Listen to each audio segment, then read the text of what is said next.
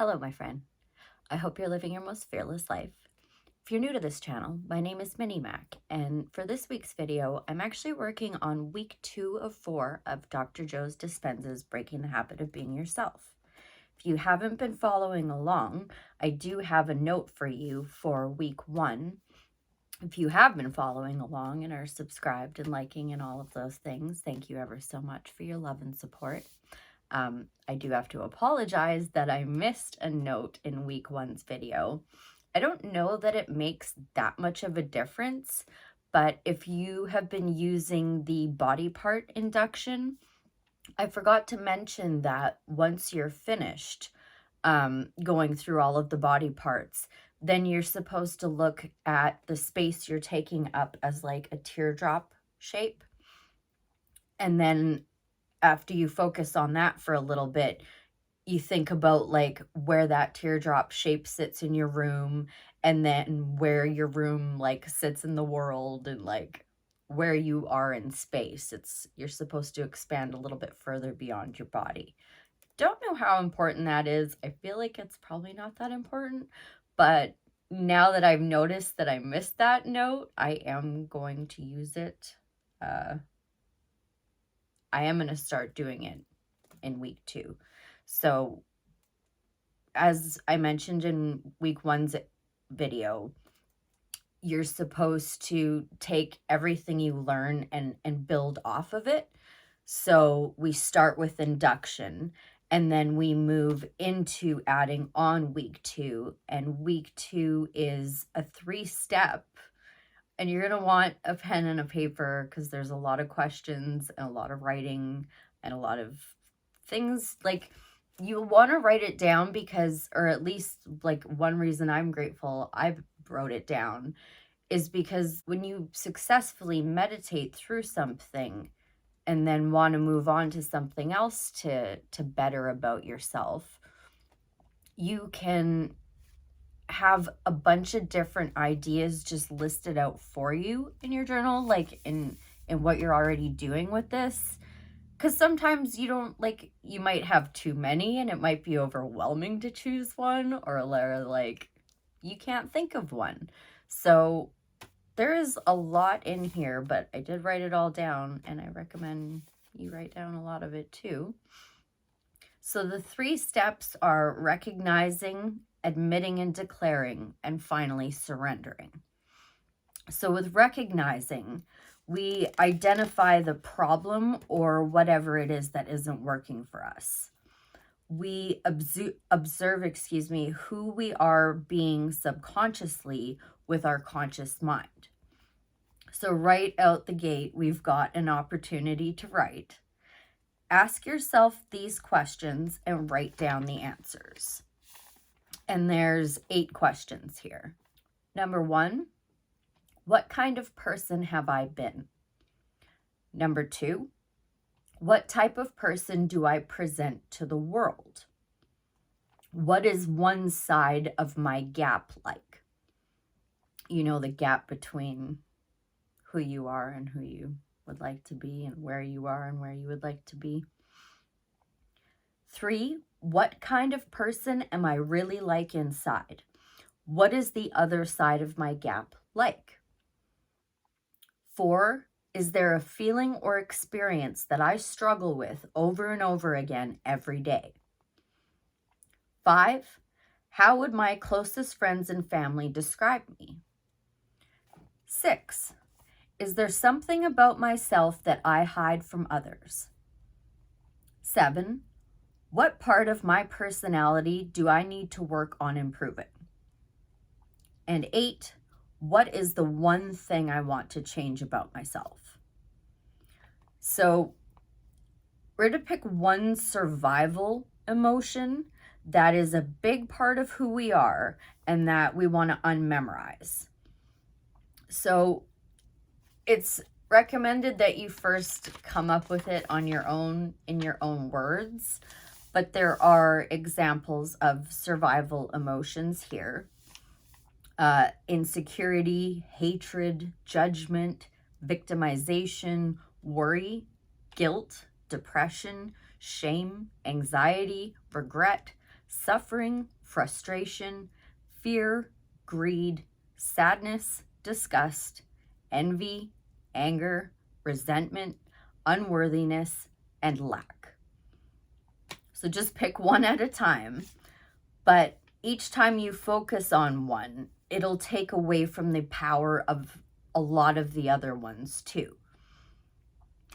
And then observe how the unwanted emotion feels in your body. Pay close attention to the physical signs when focusing on the emotion. Don't try to run from it. Be with it. Acknowledge your mask/personality. Define the state of mind associated with that emotion. Next, ask yourself, how do I think when I feel this way? What is my attitude? Another opportunity to write. Become aware of how you think and your state of mind when you're feeling the emotion you want to change. Choose one or two of the following limiting states of mind: competitive, overwhelmed, complaining, blaming, confused, distracted, self-pitying, desperate, lacking, overly intellectual, self-important, shy, timid, introverted, needing recognition, under or overconfident, lazy, dishonest, controlling, deceptive, conceited, dramatic, rushing, needy, self-involved, sensitive, and insensitive. So that's all part of step 1. On to step 2, we're going to do admitting and declaring. Your energy is an unlimited source of power you can use to create your life. Another opportunity to write. And you know what? Props to anybody who actually has like a pen and a paper and is pausing and writing this stuff down just like I did. I mean, it's like, it's work, yeah, and it takes time, yeah, and it's uncomfortable, yeah. But I just like shout out to you for actually like hitting that pause button and writing this stuff out too. You're doing great. I'm so proud of you and I love you. Opportunity to write. Close your eyes and become still. Look into the vastness of this mind and into yourself and begin to tell it who you have been. Develop a relationship with the greater consciousness that is giving you life. Quite honestly and inwardly talking to it.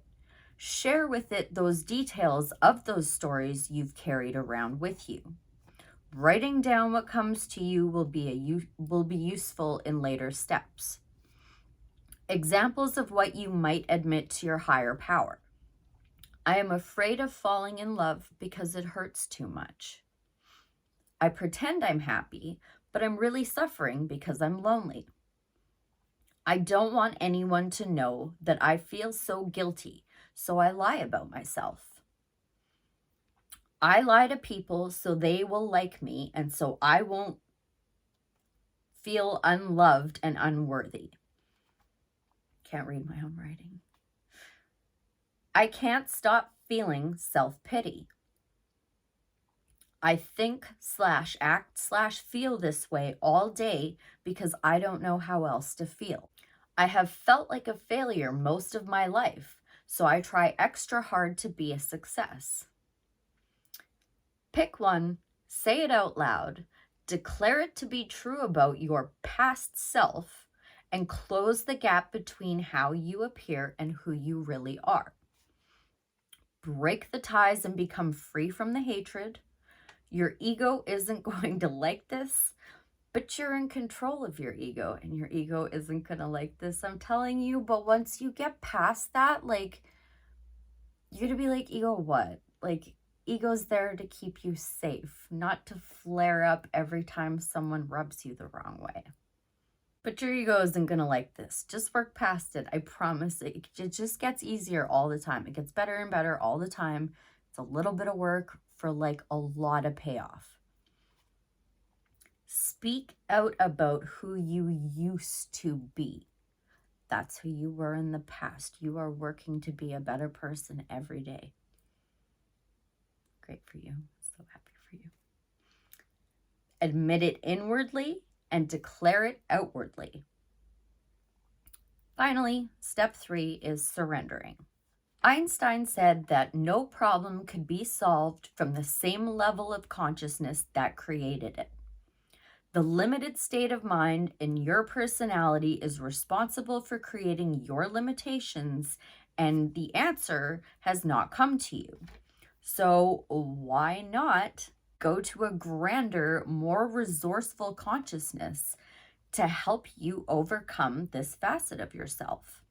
Since the best way to transform yourself has not occurred to you, and what you've been doing to this point is to overcome your problems has not worked out yet, it's time to contact a greater resource. The consciousness of the ego could never see the solution. Surrendering requires giving up what you think you know from your limited mind, especially about your belief about how this problem in your life should be taken care of. To truly surrender is to let go of the ego's control, trust in an outcome that you haven't thought of yet, and allow this all-knowing, loving intelligence to take over and provide the best solution for you. Understand that this invisible power is real, and it will organize your life in a way that is just right for you. When you ask for help from a higher mind and surrender to it, saying, "Thy will be done." The side effects of surrendering include inspiration, joy, love, freedom, gratitude, and exuberance. When you feel joy or live in a state of joy, then you have already accepted the future outcome that you want as a reality. When you live as if your prayers have already been answered, this greater mind can do what it does best by organizing your life in new and unusual ways. The quantum mind is like a big mirror. It reflects back to you what you accept and believe is true. Your outer world is a reflection of your inner world. The most important synaptic connection that you can make when it comes to this mind is to know that it is real. It's just like a placebo effect. Believe that the quantum mind will answer all of your calls and help you. There's no room for disbelief in quantum possibilities. You will lose your connection. Opportunity to write. In anticipation of this conversation, write down some things you'd like to say to your surrender statement. Examples of surrender statements. Universal mind within me. I forgive my worries, my anxieties, and my small-minded concerns, and I give them to you. I trust that you have the mind to resolve them much better than I could. Arrange the prayers in my world so that doors open for me. Innate intelligence. I release my suffering and my self-pity to you. I have mismanaged my inner thoughts and actions for long enough. I allow you to intervene and provide a greater life in a way that is just right for me. Prepare to surrender. Close your eyes, be present, and inwardly recite your prayer. Remember that this invisible consciousness is watchful and aware of you. It notices everything you think, do, and feel. Ask for help and turn over your unwanted state of mind. Next, ask the universal consciousness to take this part of you and reorganize it into something greater later. Once you do it and hand it over to this higher mind, some people mentally open a door and pass through it. Others hand it over in a note. Some place it in a beautiful box and then let it dissolve into the higher mind. It doesn't matter what you imagine, you just simply let go. What matters is your intention. That way you feel connected to a very loving universal consciousness. You begin to become free of your old self with its help. The more purposefully you're able to manage your thoughts, and the more you can feel joy from being free from this condition, the more you are matching a greater will, its mind, and its love. Give thanks. Once you have completed your prayer, remember to give thanks ahead of the manifestation. When you do, you are sending a signal into the quantum field that your intention has already come to fruition. Thankfulness is the supreme state of receivership. So, I'm actually meant to touch on this in the beginning of the video, but I've just filmed this all in one take, and then I break it down later. So I'm gonna give it to you at the end. Thanks for watching all the way through. I'm going to admit that it has been difficult for me to even get through the induction phase. And I highly doubt it's because I forgot about the like teardrop space, and then your room, and then your room in the world, and your room in space. I mean, regardless, I'm going to keep on the week by week schedule, but I'm also going to be forthcoming in my results. And so far for this first week, I think I might need a little bit more time before I actually move on to week 2. I don't think I do. I know I do. I want to need more time before I move on to week 2. And I feel like it's okay that I'm going a little bit ahead and like taking these notes, because I'm mindful that I'm taking them for later, and that I only need to do what feels effective right now. So I am still working on my induction phase. However, this stuff is, and has been for some time anyway, but is obviously even more so now when I'm, rewriting books on it. This wasn't supposed to go this long, but anyway, with these notes, they are like little seeds being planted, right? So I do catch myself using some of the, later on tactics that I've been introduced to. But I also did already know a lot of this stuff, and I feel like you probably did too. If you're still following along with me, you're like, okay, now I'm ready. It took me a long time to get ready. I've spent a while preparing for all of this, but I am so grateful to have you on this journey with me, and just I'm so grateful for this platform, and I'm just grateful in general. And I hope you are too. And I really do hope you're living your most fearless life. And I thank you ever so much for watching and all your love and support. Let me know in the comments below how this is going for you. Like, are you going to take a little bit longer doing induction? How is this going for you? I'm wishing you peace, love, and light. And until next Sunday, bye for now.